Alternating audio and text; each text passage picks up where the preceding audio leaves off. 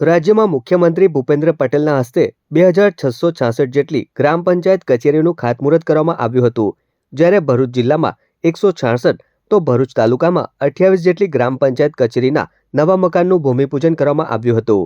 ત્યારે આજરોજ ઉમરાજ ગામ ખાતે 35 લાખના ખર્ચે નિર્માણ પામનાર પંચાયત ભવનના નવા મકાનનું ધારાસભ્ય રમેશ મિસ્ત્રીના હસ્તે ખાતમુહૂર્ત કરવામાં આવ્યું હતું. આ પ્રસંગે ગુજરાત પ્રદેશ ભાજપ બક્ષીપંચ મોરચાના કોષાધ્યક્ષ અનિલ રાણા, સરપંચ રણજીત વસાવા, ડેપ્યુટી સરપંચ સરિતાબેન ચૌધરી, સભ્ય મેહુલકુમાર જોશી તેમજ આમંત્રિતો અને ગ્રામજનો ઉપસ્થિત રહ્યા હતા. તો બીજી તરફ ઉમરાજ ગ્રામ પંચાયતના જૂના મકાનને લાઇબ્રેરીમાં રૂપાંતરિત કરવાનો ગ્રામજનો દ્વારા નિર્ણય લેવામાં આવ્યો છે.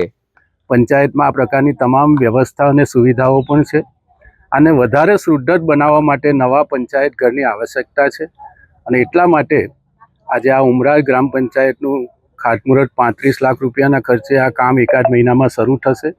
સાથે સાથે ગ્રામ પંચાયતના સરપંચ અને સભ્યોનું પણ એવો નિર્ણય છે કે જૂનું ગ્રામ પંચાયતનું બિલ્ડિંગ જે સારું છે એને ગામના વિદ્યાર્થીઓ માટે લાઇબ્રેરી માટે એને ટ્રાન્સફર કરવામાં આવશે, જેના કારણે એક સાથે નવા પંચાયતની સાથે લાઇબ્રેરીની પણ સુવિધા આ ઉમરાજ ગ્રામ પંચાયતના ભાઈઓ બહેનોને મળવા જઈ રહી છે. આ પ્રસંગે સરપંચ રણજીતભાઈ, અમારા આગેવાન અનિલભાઈ, મેહુલભાઈ, તમામ ભારતીય જનતા પાર્ટીના કાર્યકર્તાઓ, ગ્રામ પંચાયતના સભ્યો અને ગામના સામાજિક આગેવાનો ઉપસ્થિત રહીને આ કાર્યક્રમમાં હાજરી આપી છે.